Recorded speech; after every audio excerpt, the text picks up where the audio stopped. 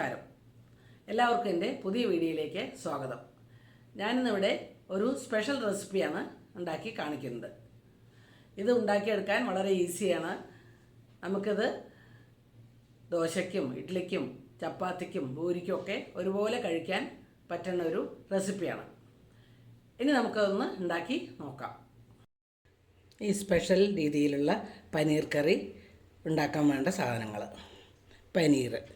പനീർ ഞാനൊന്ന് വറുത്ത് വെച്ചിട്ടുണ്ട്, ഇതേപോലെ വറുത്ത് മുറിച്ച് വെച്ചിട്ടുണ്ട്. പിന്നെ ഒരു മുറി നാളികേരം ചിരവിയത് വേണം, കുറച്ച് ചെറിയ ഉള്ളി, ഒരു 3-4 അല്ലി വെളുത്ത ഉള്ളി, ഒരു പൊട്ടറ്റോ, പിന്നെ 5-6 മണി കുരുമുളക്, ലേശം ജീരകം, പിന്നെ കുറച്ച് മഞ്ഞൾപ്പൊടി, മുളക് പൊടി, എണ്ണ. ഇത്രയും സാധനങ്ങളാണ് നമുക്ക് ഈ പ്രത്യേക രീതിയിൽ ഈ പനീർ കറി ഉണ്ടാക്കാൻ വേണ്ട സാധനങ്ങൾ. ഇനി ഒരു പാൻ അടുപ്പത്ത് വെച്ചിട്ട് അതിലേക്ക് കുറച്ച് വെളിച്ചെണ്ണ, ഒരു ടേബിൾ സ്പൂൺ വെളിച്ചെണ്ണ ഒഴിച്ചു കൊടുക്കാം. ഇനി നമുക്ക് അതിലേക്ക് ഈ വെളുത്തുള്ളി ഇടാം. കുറച്ച് ചെറിയുള്ളി, ഒരു 5-6 ചെറിയുള്ളി ഇട്ട് കൊടുക്കാം.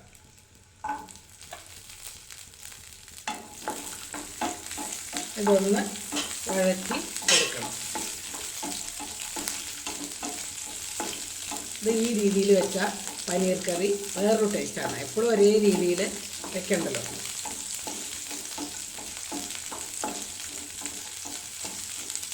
ഇത് ഈ ഉള്ളി വെളുത്തുള്ളി ഒന്ന് മുരിഞ്ഞ് വന്നതിന് ശേഷം നമുക്ക് നാളികേരം ചിരവിയത് ഇട്ട് കൊടുക്കാം.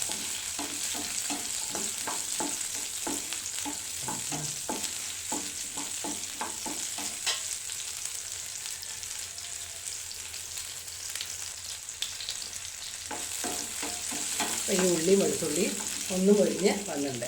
ഇനി നമുക്ക് ഈ നാളികേരം ചിരവിയത് ഇട്ട് കൊടുക്കാം.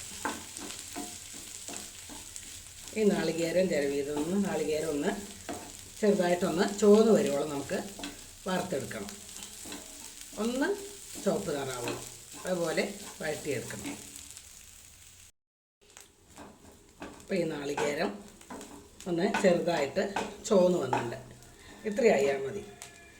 ഇനി നമുക്ക് അതിലേക്ക് കുറച്ച് മുളക് പൊടി ഇട്ട് കൊടുക്കാം.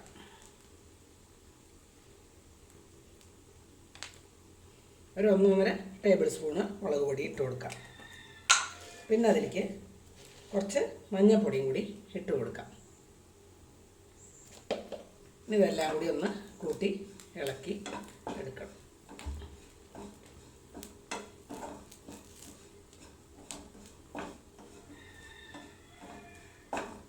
ഇതുപോലെ വറുത്തെടുക്കണം.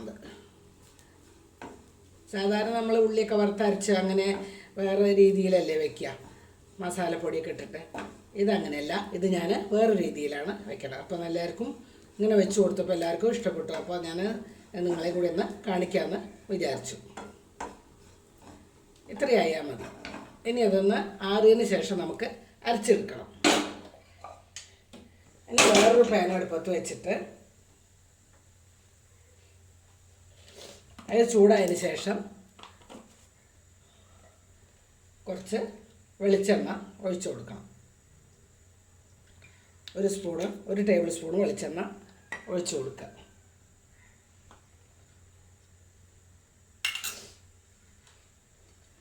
പിന്നെ നമ്മൾ ഈ ചെറിയ ഉള്ളി അതിലേക്ക് ഇട്ട് കൊടുക്കാം. ഈ ഉരുളക്കിഴങ്ങ് നുറുക്കിയതും ഇട്ട് കൊടുക്കാം.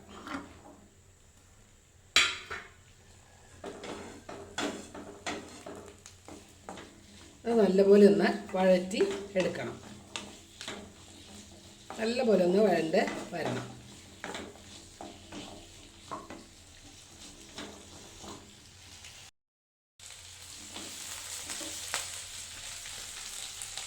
അപ്പോൾ ഈ ഉരുളക്കിഴങ്ങ് ഉള്ളി നല്ലതുപോലെ ഒന്ന് വഴറ്റി എടുത്തിട്ടുണ്ട്. ഇനി എനിക്ക് ഈ ജീരകം ഇട്ട് കൊടുക്കാം. ഈ കുറച്ച് കുരുമുളകും ഇട്ട് കൊടുക്കാം. അതും കൂടി ഒന്ന് വഴറ്റി എടുക്കണം.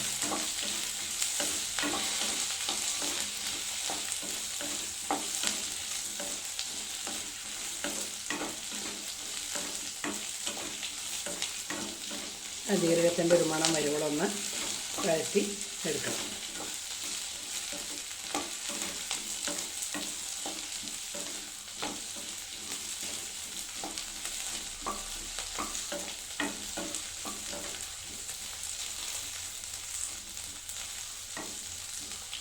ഇപ്പോൾ ജീരകമൊക്കെ ഒന്ന് വഴണ്ട് വന്നിട്ടുണ്ട്, കുരുമുളകും.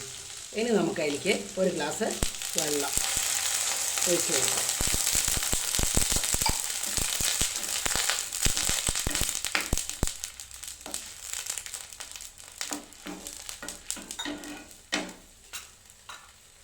ഇനി അതിലേക്ക് ആവശ്യത്തിനുള്ള ഉപ്പും കൂടി ഇട്ട് കൊടുത്തിട്ട് അടച്ചു വയ്ക്കാം.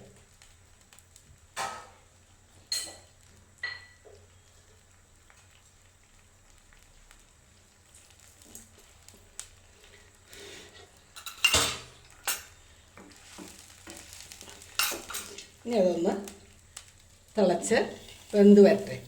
അപ്പോഴേക്കും നമുക്കത് അരച്ചെടുത്തിട്ട് വരാം. ഇപ്പോൾ ഇത് അടുപ്പത്ത് വെച്ചിട്ട് കുറച്ച് നേരമായി.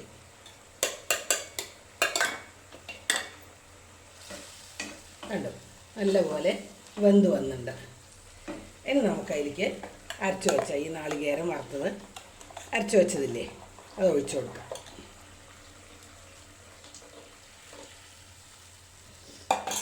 നമുക്ക് കറിക്ക് എത്ര വെള്ളം ആവശ്യച്ചാൽ അത്രയും ഒഴിച്ച് കൊടുക്കാം.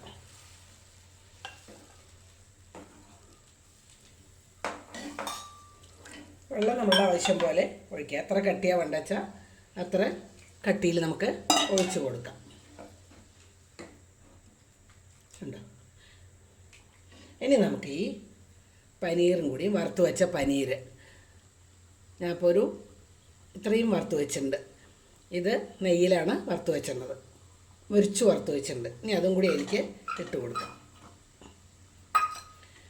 ഇനി ഈ പനീരിലേക്ക് മസാലയൊക്കെ ഒന്ന് നല്ലപോലെ തിളച്ചൊന്ന് പിടിച്ച് വരണം. കുറച്ച് കറിവേപ്പില കൂടി ഒന്നിങ്ങനെ കശക്കിയിട്ട് ഇട്ട് കൊടുക്കാം.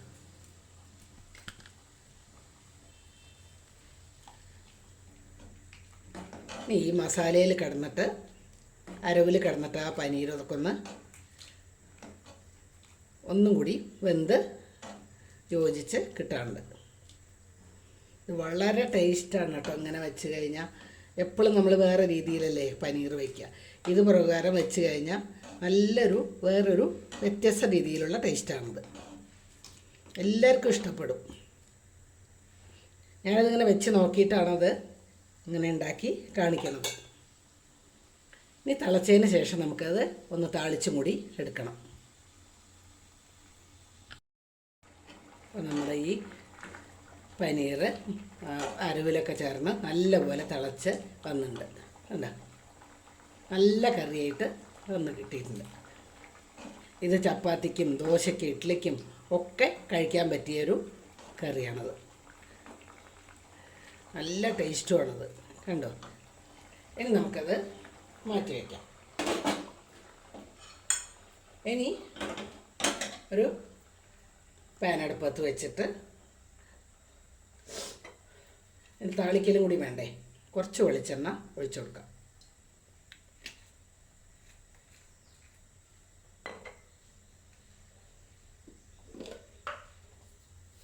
ഇതിലേക്ക് കടുക് ഇട്ട് കൊടുക്കാം.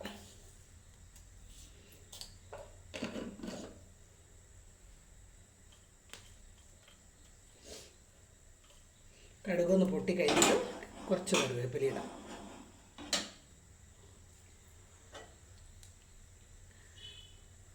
ഇതിങ്ങനെ ഉണ്ടാക്കുമ്പോൾ അത് എല്ലാവർക്കും ഇഷ്ടപ്പെടും കേട്ടോ. നല്ല വേറൊരു ടേസ്റ്റാണ് അതിന്. ഉണ്ടോ?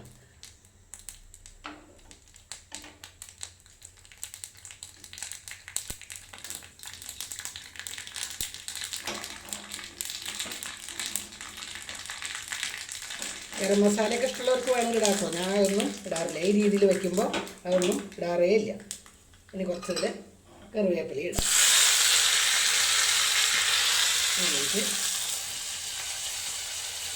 ഒഴിച്ച് കൊടുക്കാം.